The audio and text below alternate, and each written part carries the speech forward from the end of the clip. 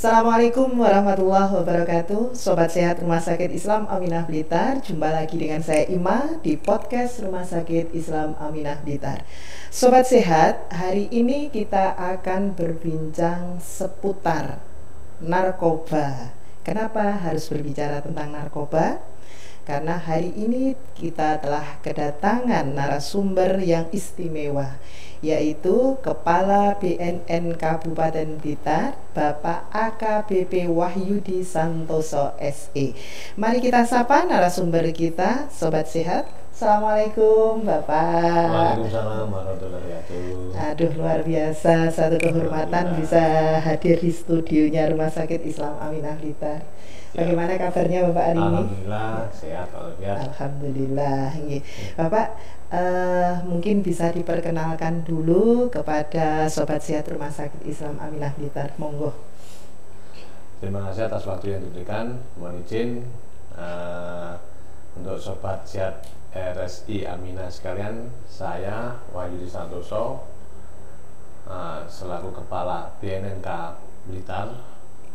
Saat ini saya berdinas di BNNK Blitar belum 1 tahun, menjelang bulan ke-10. Gitu. Yeah. Jadi gitu. Asli Malang, tapi sekarang sudah tinggal di Kediri, keluarga di Kediri. Alhamdulillah. Bapak, hari ini kita akan berbincang sekitar mungkin 30 menit ke depan. Kita akan membahas seputar sebetulnya apa saja pelayanan atau apa yang dilakukan oleh BNNK Kabupaten Blitar. Bapak, boleh diceritakan peran dan tugas BNN Kabupaten Blitar dalam mencegah dan memberantas penyalahgunaan narkoba? Jadi mohon izin Bu, di BNN Blitar itu, di BNN Blitar itu mempunyai seksi pencegahan dan pemberdayaan masyarakat, ada seksi rehabilitasi, ada seksi pemberantasan, dan satu lagi adalah subbagian umum. Peran kita di sana sesuai dengan seksi tersebut, ada yang melakukan pencegahan. Kita mengedepankan pencegahan terhadap masyarakat. Kita mencoba memahamkan, membuat mengerti akan bahaya narkotika yang tidak kita ketahui bersama di sekitar kita. Kemudian kita juga harus bisa memberdayakan masyarakat ini. Untuk apa? Untuk bersama-sama dengan kita melakukan pencegahan dan pemberantasan penyalahgunaan peredaran narkoba. Karena apa? Karena tidak menutup kemungkinan kita akan juga kena dari peredaran narkoba tersebut. Siapapun akan bisa kena. Kalau seandainya kita nggak hati-hati, nggak tahu risikonya, bahayanya, kita nanti akan lolos. Nah, itu yang pertama. Kemudian yang kedua ada seksi rehabilitasi. Apabila kita mengetahui atau masyarakat yang lain, Sobat Sehat RSI Aminah mengetahui adanya di lingkungan kita itu yang menggunakan atau yang menyalahgunakan atau menjadi korban, silakan dilaporkan ke BNN Blitar. Tidak dilakukan proses hukum. Jadi itu dilindungi. Berarti artinya saat masyarakat itu tahu atau curiga di sekitarnya, melapor itu bukan berarti ditindak langsung seperti hukuman, bukan? Jadi silakan menginformasikan, melaporkan. Yang penting mengetahui sendiri, mengetahui langsung, bukan katanya. Bukan katanya. Nanti kalau katanya kan kita masih menindaklanjuti katanya. Tapi kalau mengetahui sendiri di lingkungan masing-masing, adanya keluarga atau warga lingkungan tersebut, kita curiga, Pak, ini kok lain, tidak seperti biasanya, silakan datang ke BNN untuk kita tindak lanjuti. Kita akan lakukan tindak lanjut, kita lakukan screening sejauh mana mereka laporan tersebut, kemudian kita lakukan cek di lapangan. Kalau memang dicek di lapangan itu memang menjadikan, kita amankan, dibawa ke BNNK untuk ditindaklanjuti kebenaran informasi tersebut. Jadi itu nanti akan dilaksanakan oleh seksi pemberantasan. yang menerima informasi, katakanlah seperti pengaduan masyarakat, dilakukan oleh seksi pembatasan untuk mengamankan yang bersangkutan, dilakukan screening awal di BNNK, kemudian untuk diketahui tingkat ketergantungannya, kemudian dia terlibat jaringan atau tidak. Gitu. Siap. Artinya berarti BNN ini sendiri kalau seperti penjabaran jenengan berarti juga melakukan sebuah sosialisasi pemahaman kepada masyarakat, tanda-tanda seperti apa dan lain sebagainya, berarti juga melakukan begitu ya? Itu memang yang kita lakukan. Fokus utama kita itu tadi yang seperti saya sampaikan tadi, kita memahamkan masyarakat yang belum paham akan bahayanya narkotika dari sisi medis, kemudian dari sisi hukum jelas mempunyai sanksi yang berat ketika dalam proses hukum. Makanya sebelum kita ke proses hukum, kita lakukan sosialisasi dulu. Dengan sosialisasi, harapan kita masyarakat paham, terus tidak akan melaksanakan atau menyalahgunakan peredaran narkoba tersebut. Artinya apa? Kalau kita nggak bersama-sama, kalau tidak dimulai dari diri sendiri, itu nanti percuma. BNN bertindak, diri sendiri nggak sadar, akan kembali lagi di luar BNN. Nah, itu selama ini seberapa serius Pak ancaman penyalahgunaan narkoba itu di Kabupaten Blitar, terutama untuk para remaja dan generasi muda kita? Nah, ini juga yang harus kita perhatikan. Para remaja, anak-anak kita itu kita juga melihat dari sisi masa-masanya perubahan dari masa anak-anak menuju ke masa remaja. Ini sangat rentan sekali. Pengaruh-pengaruh dari luar itu sangat sangat bahaya kalau kita biarkan. Makanya kita juga melaksanakan sosialisasi, pemahaman, mungkin menjadi pemateri di lingkungan sekolah. Tidak hanya di lingkungan sekolah saja, di lingkungan RT, RW, kemudian PKK juga begitu. Ada program kita yang program remaja teman sebaya. Itu juga kita rekrut, kemudian ada ketahanan keluarga. Yang kita sosialisasikan adalah keluarga itu sendiri, satu anak, satu orang tua. Supaya apa? Kembali lagi supaya paham. Kenapa anak dan orang tua? Supaya saling mengingatkan di rumahnya. Kalau sudah paham dan ingat di lingkungan rumah, baru kita. Berarti juga menggandeng PIKR ya, Pusat Informasi dan Konseling Remaja. Itu juga gitu sih. Kita selalu komunikasi sama sana untuk menyampaikan perkembangan, selalu update. Tolong kalau remaja seperti ini, gini, kalau seandainya ada kegiatan lain yang bisa melibatkan BNN, kita diajak juga. Kalau selama ini strategi dari BNN Kabupaten Blitar dalam memberikan peran dengan masyarakat, lembaga kesehatan seperti rumah sakit itu seperti apa? Jadi strategi BNN kita harus bisa kolaborasi dengan lembaga, stakeholder atau instansi lain untuk apa? Untuk bersama-sama melaksanakan atau menanggulangi peredaran narkoba ini di lingkungan kita, di awal dari lingkungan masing-masing, disesuaikan dengan tupoksi masing-masing. Karena mau nggak mau itu tidak terlihat oleh orang-orang awam. Bagaikan bahaya laten. Kalau dilihat nih kayaknya kan Kabupaten Blitar atau Blitar Raya ini sepertinya kan waduh tenang, tidak ada ombak apapun. Tapi kalau coba kita betul-betul mau masuk dan melusuri, subhanallah. Itu yang kita sampaikan.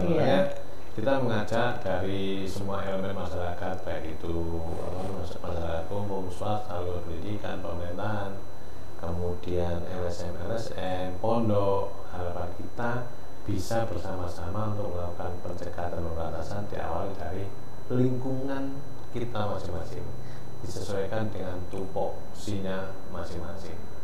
Jadi jangan sampai narkoba itu masuk di lingkungan saya. Nah, kalau ketahui sebisanya harus diusir lah.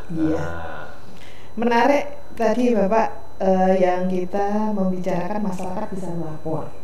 Nah, selama ini kadang mungkin di masyarakat itu satu, masyarakat itu tahu nggak mau melapor karena nggak mau ribet, nggak mau disalah-salahkan, apalagi nanti dijadikan incaran. Nah, yang seperti ini kira-kira BNN itu menyikapi seperti apa? Misalkan memang betul-betul entah itu pengedar atau memang tahu dan melaporkan, apakah ada perlindungan untuk yang melapor itu? Jadi bagi masyarakat yang mau melaporkan tentang adanya peredaran narkoba di lingkungannya atau dimanapun itu, pelapornya akan kita jaga, kita rahasiakan identitasnya, tidak sampai terekspos. Kalau makanya tadi saya sampaikan betul-betul tahu, kalau betul-betul tahu kita akan menindaklanjuti itu pas pada sasaran, tanpa disertai oleh pelapor ini. Kita menindaklanjuti ke lapangan, ada orangnya. Kalau seandainya ada yang bersangkutan yang dilaporkan, seperti tadi saya sampaikan, kita amankan, kita tindak-lanjuti, tes urin, screening, nah itu tanpa tahu dari mana, nggak mungkin tetap kita rahasiakan dulu, dan dia tidak diproses hukum, karena ada di dalam undang-undang itu kewajiban bagi masyarakat untuk melaporkan jika ada peredaran narkoba yang diketahui di lingkungannya. Menarik sekali Bapak tadi yang berhubungan dengan siapapun yang dilaporkan itu kan akan dianalisa dulu ya, tidak mentang-mentang yang sudah dilaporkan ini pasti ditangkap dan istilahnya diproses hukum, tapi ada tahapan lain ternyata. Nah, itu tahapannya seperti apa Bapak? Jadi kalau misalkan ada yang melaporkan si A ini, kemudian diketemukan memang benar, tahapan-tahapan yang akan dilakukan oleh BNN sendiri untuk yang dilaporkan ini seperti apa?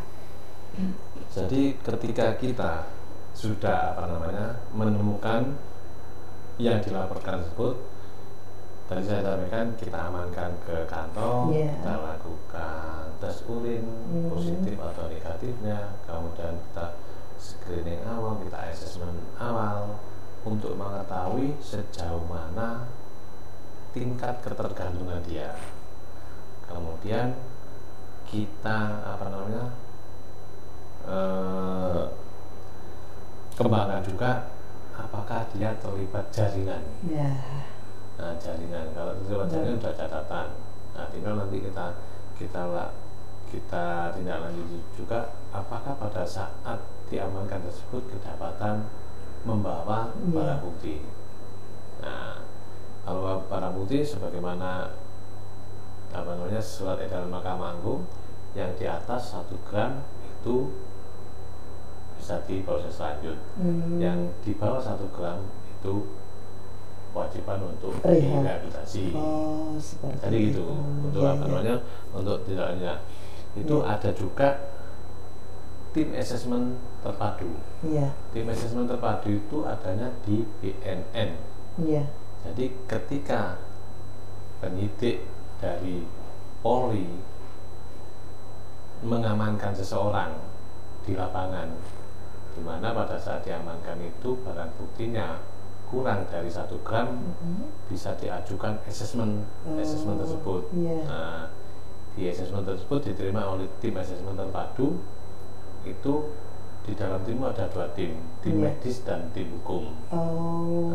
Tim medis dan tim hukum untuk mengetahui sejauh mana dia itu terlibat dalam jaringan, kemudian berapa kali dia melakukan, seperti itu untuk perbuatan dia.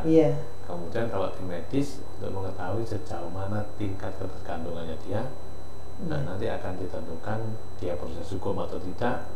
Kemudian kalau rehabilitasi rawat jalan atau rawat inap, rehabilitasi medis atau sosial, juga menentukan berapa lama nanti akan menjalani rehabilitasinya. Siap. Makanya kita juga berkolaborasi dengan rumah sakit yang ada di wilayah Blitar ini. Untuk apa? Ya untuk bersama-sama kita melakukan pencegahan, melakukan rehabilitasi terhadap korban-korban tersebut. Karena kalau BNN sendiri kewalahan. Wah. Kewalahan. Ya. Iya. Ya. Yang menarik lagi itu begini Bapak, pernah enggak ditemukan atau bagaimana jikalau yang kita dapati itu ternyata nggak pengguna loh, dia hanya kurir yang mungkin ada transaksi jual beli, dia hanya mengantarkan, mengambil upah dari istilahnya transaksi itu tadi. Seperti apa kalau seperti itu? Ya, kalau memang makanya kita amankan, kita screening awal, dia kalau memang negatif nih, negatif berarti message kita sudah berarti dia bukan pengguna, tapi dia kedapatan mengantarkan. Betul. Sebagai kurir, itu akan ditindaklanjuti oleh seksi kami di seksi pemberantasan untuk mengetahui sejauh mana dia itu terlibat dalam jaringan, kemudian dia mendapatkan barang ini dari mana. Kemudian ditelusuri lagi bagaimana cara orang ini berkomunikasi dengan orang lain itu yang mempunyai barang tersebut. Betul. Nah, dari situ terus kita lakukan pengembangan sampai ke level atasnya. Nah, kalau memang seperti itu dilihat juga dari barang bukti. Kalau barang buktinya di atas 1 gram, oke, lanjut proses hukum, tapi tidak sampai putus untuk dicari jaringan yang lebih atasnya. Nah, gitu. Selama Bapak di Blitar ini, tadi disampaikan kan belum ada 1 tahun ya Pak. Gimana yang didapati di Blitar ini? Mungkin kasus-kasusnya sudah sampai berapa banyak atau berapa jauh? Nah, sampai di Blitar selama ini kita pernah melakukan penangkapan terhadap seseorang, itu pun di Blitar cuma sebagai tempat penerimaan barang itu. Kemudian orang ini ngembang sampai ke wilayah lain. Akhirnya kita kembali ke wilayah lain, kedapatanlah jaringan-jaringan yang lainnya. Jadi seperti itu. Tetap kalau kondisi di Blitar saat ini masih kita masih terkendali. Cuma harus rehabilitasinya. Harapan kami ke Sobat Sehat RSI Aminah, kalau seandainya menemukan pengguna menyalahgunakan, silakan untuk dilaporkan ke BNN untuk direhabilitasi. Kita sudah kerjasama sama Rumah Sakit Anissa dan Medika selain BNN sendiri. Kalau memang rawat inap gratis BNN, adanya di Lidu, Jakarta. Oke Bapak, kalau dari sisi medis, program rehab bagi korban ini, apakah ada istilahnya sebuah rancangan program BNN akan bekerja sama dengan Rumah Sakit Islam Aminah? Nah, prinsipnya begini, kita akan melakukan kerjasama kepada siapapun, kepada lembaga atau instansi manapun terkait dengan program kita P4GN, pencegahan dan pemberantasan penyalahgunaan dan peredaran gelap narkoba. Nah, kalau memang Rumah Sakit Islam Aminah ini mau PKS sama BNN, alhamdulillah.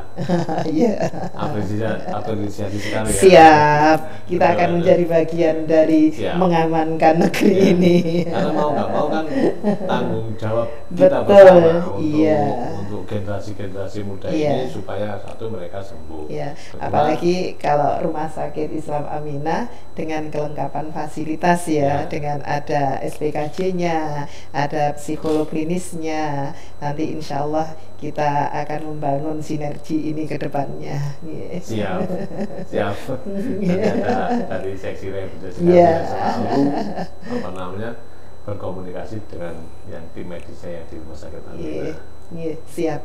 Kalau tantangan terbesar bagi BNN dalam menjalankan program rehab dan pencegahan ini apa kira-kira?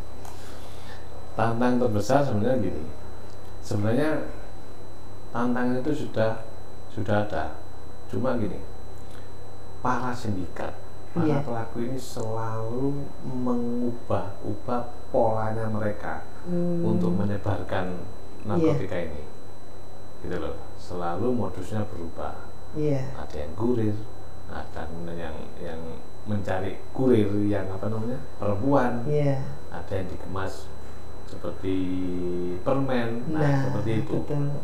Ini saat ini yang sedang dilakukan penelitian oleh BNN RI, yaitu terkait dengan vape. Sudah masuk di situ. Ya, jadi kita tidak memvonis dulu, tapi kita melakukan penelitian.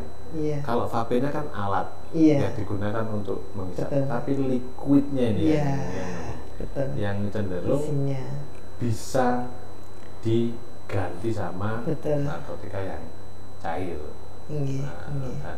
Jadi mohon untuk sobat sehat RSI Aminah, kalau seandainya pengguna vape, tolong berhati-hati sekali, dan selalu waspada, karena sindikat ini akan merubah-rubah pola dan cara mereka menyebarkan narkotika.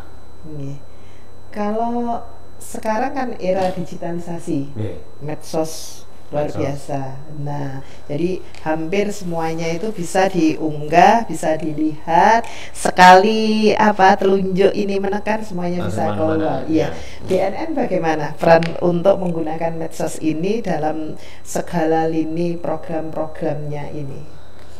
Jadi BNN Blitar dalam menggunakan medsos ini ada tim humas juga.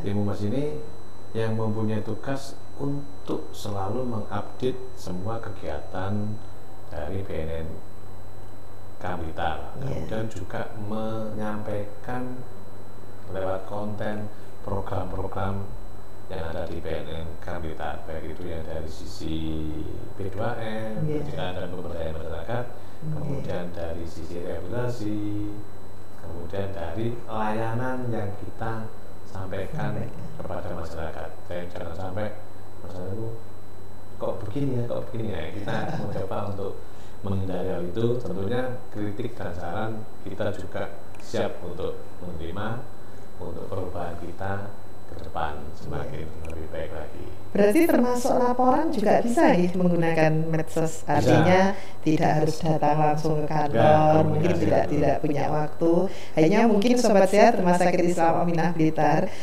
untuk melakukan sebuah pelaporan yang dengan media sosial atau kita dengan WhatsApp. Yang perlu diperhatikan kalau menurut saya itu adalah kejelasan penyampaian.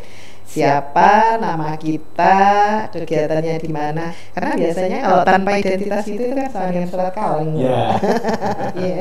Jadi boleh kita kritik, saran yang membangun, tetapi dengan kejelasan berani menyebutkan identitas. Tapi kan yang jelas dijaga oleh BNN saat menyampaikan informasi siapa identitas kita.